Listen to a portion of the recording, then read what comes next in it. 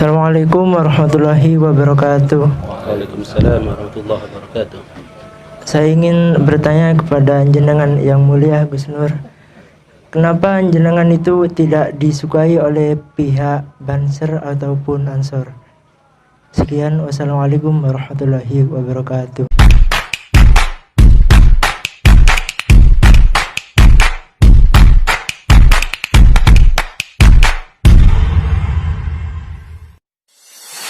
Assalamualaikum warahmatullahi wabarakatuh. Waalaikumsalam warahmatullahi wabarakatuh. Saya ingin bertanya kepada jenengan yang mulia Gus Nur, kenapa jenengan itu tidak disukai oleh pihak Banser ataupun Ansor? Sekian, wassalamualaikum warahmatullahi wabarakatuh. Alhamdulillah, mudah-mudahan pertanyaan ini mewakili. Ini langsung masuk kamera, masuk YouTube. Pertanyaan pertama tadi apa? Dimusuhi Banser sama Ansor. Kenapa kok dimusuhi Banser sama Ansor ya? Kalau saya ingat-ingat, kejadian ini berawal dari pembubaran pengajiannya Ustadz Felix yang ada di Bangil. Itu kalau saya ingat-ingat ini. Jadi waktu itu Ustadz Felix, ini saksinya, ini saksi hidup ya. Ustadz Felix bikin pengajian, diundang jamaah Bangil di Masjid Manarul. Jamaahnya sudah banyak yang datang, nah, tapi intinya acara itu gagal karena ditolak oleh teman-teman Banser atau Ansor. Saya di Palu waktu itu. Terlepas dari itu HTI atau apa ya, kita nggak usah bahas masalah HTI, nanti panjang. Saya bukan HTI, saya bukan FPI. Saya saya Gus Nur ya. Saya pribadi, saya nggak ada ikut siapa-siapa, gitu ya. Saya netral. Saya ditawari jadi jurkamnya Pak Prabowo, saya nggak mau. Pondok pesantren saya dibantu sama Polri, saya nggak mau. Ada di Munjat itu, sudah saya upload semua. Jadi saya netral. Jadi waktu itu intinya gitu. Saya lihat, ya Allah, terus Ustadz Felix dibubarkan, Ustadz Abdul Somad di Kudus. Jadi spontan saya, Mas, ini saya panggil, Dek, ambil kamera. Gitu. Dan memang sebelum itu memang otak ini sudah penuh nahan marah sama yang namanya makhluk Abu Janda itu. Jadi saya tuh marah sama orang namanya Abu Janda. Kan dulu ndak ada Abu Janda ini kan. Sekarang ini tiba-tiba muncul, saya Banser. Selalu pakai jaket Banser, selalu pakai nama Banser, tapi kok seperti itu gitu loh akhlaknya. Menurut saya Abu Janda itu rusak. Tapi kalau menurut zaman baik ya nggak apa-apa kan, kita kan demokrasi kan. Jadi memang emosi dengan Abu Janda itu sudah numpuk sudah. Terus tiba-tiba dengar Ustadz Felix dibubarkan. 1 minggu apa 2 minggu ya sebelum Ustadz Felix dibubarkan, saya makan bareng sama Ustadz Felix di Jakarta, di traktir nasi kebuli itu. Ngomong panjang lebar, terus ya salah satunya, alhamdulillah Gus, doakan mudah-mudahan papa saya mu'alaf. Karena saya dakwah ini nggak pernah pasang tarif.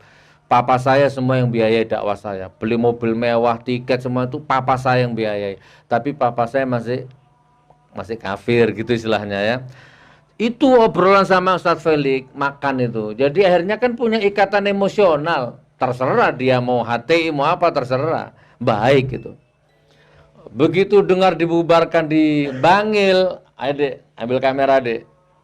Waduh lah, keluar kebi lah. Banser apa itu, seragamu Banser, hatimu iblis, NU bobrok, NU sakit, kan gitu kan. Itu video itu kan yang viral akhirnya. Nah sejak itulah saya dimusuhi sama teman-teman Banser seluruh Indonesia. Kronologinya seperti itu, sampai saya dilaporkan ke polisi itu. Tapi gini akhirnya saya jawab ya, jawaban saya. Poin pertama, saya hanya membela Ustadz Felix sesama orang muslim, bukan saya HTI. Yang kedua, maksud saya tidak usah dibubarkan, jangan digagalkan, dengarkan dulu ceramahnya. Kalau memang salah, seret sudah ke bawah sudah. Bawa keluarlah torkopen lah kan gitu. Itu cara berpikir saya begitu, biar nggak ada polemik, biar nggak ruwet gitu loh. Nah yang kedua memang sudah nggak cocok memang dengan Abu Janda, Ade Armando. Tak kasih jawaban yang lebih ini lagi ya, tapi nggak usah tersinggung ya, kita kan saudara ini ya. kebetulan memang saya orang yang paling marah sama zaman sekarang ini, rezim sekarang ini, penguasa sekarang ini saya paling marah. Gitu kan. Lah mungkin teman-teman Ansor, teman-teman Nahdliyin itu kan mungkin dari kecil kan memang sudah dididik harus sami'na wa ata'na sama kiainya, kan memang harus begitu. Yang setahu saya. Apa kata kiai, apa can kiai lah, mun kiai keberek tak sambantah kan begitu.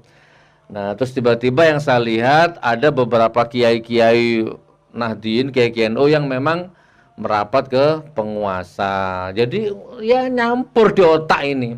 Karena setahu saya 100 tahun, 1 abad NU berdiri, belum pernah ada Rois Am itu jadi pejabat, itu belum ada. Bahkan itu melanggar ADART, coba tanya kalau teman nggak percaya. Nggak boleh Rois Am atau Kiai NU itu menawarkan diri atau ditawarkan diri jadi pejabat terus mau, itu nggak boleh Pak. Tanya sama Kiai-Kiai sepuh coba. Setahu saya ADART-nya begitu. Apalagi jadi wakil presiden, nggak boleh Pak. Harus wibawa, saya ulama. Presiden datang ke sini minta fatwa sama saya. Jangan saya suruh ke sana minta proyek gitu. Setahu saya begitu gitu loh ya. Nah, jadi gitu deh. Memang ini politik akhirnya sudah campur aduk sudah. Nah, poin berikutnya, kalau toh memang sampean menganggap saya tetap salah, umpama ini, tak bisa.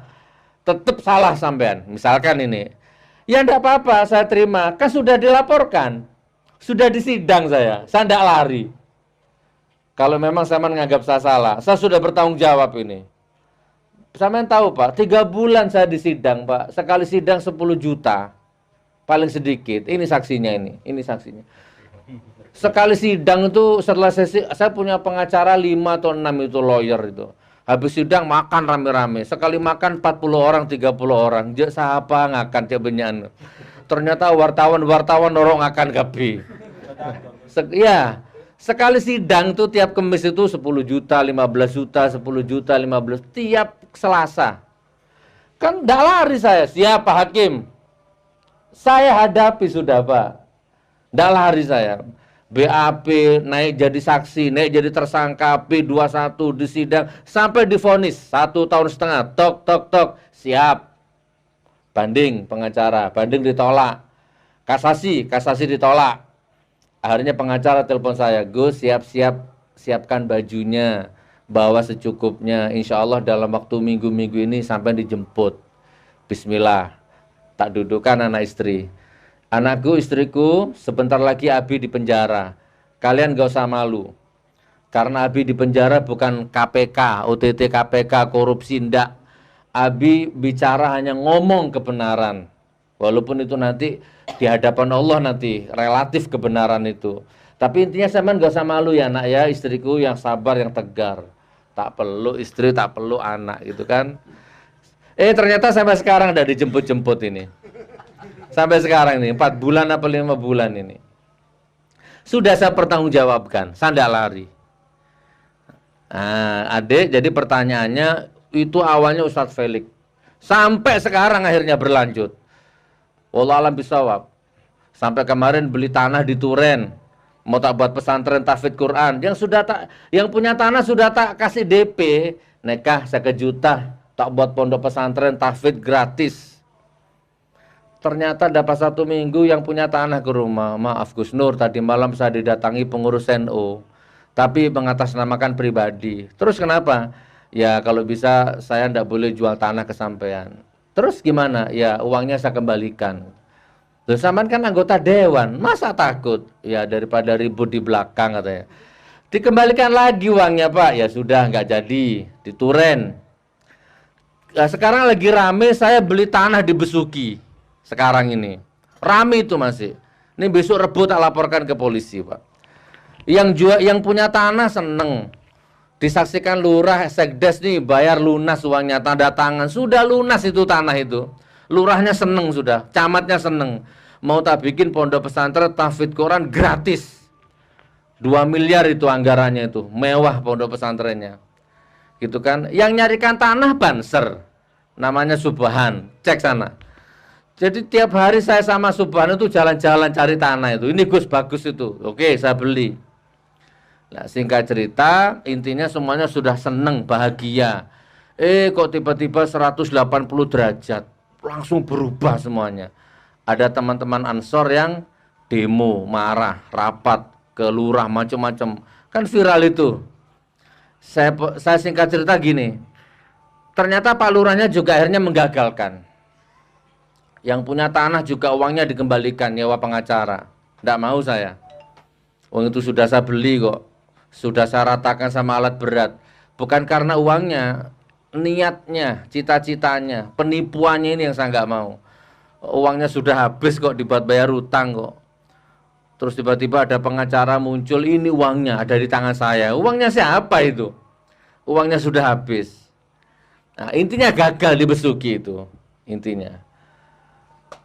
Coba Pak, padahal itu pesantren gratis loh. Yang ngajarkan bukan saya nanti. Yang ngajarkan teman-teman ustadz-ustadz sana lokal nanti.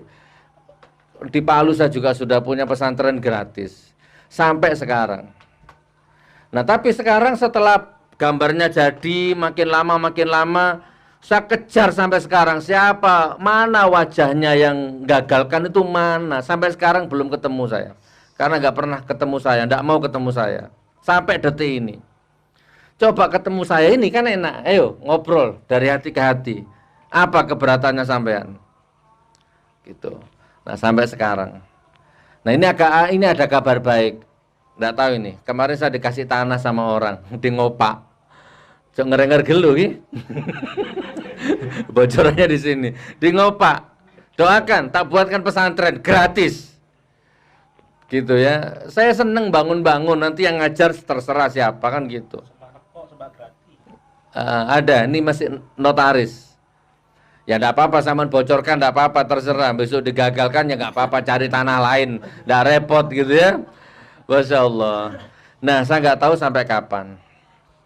Gitu ya, itu intinya. Dan memang di YouTube itu banyak orang-orang yang motong-motong video saya.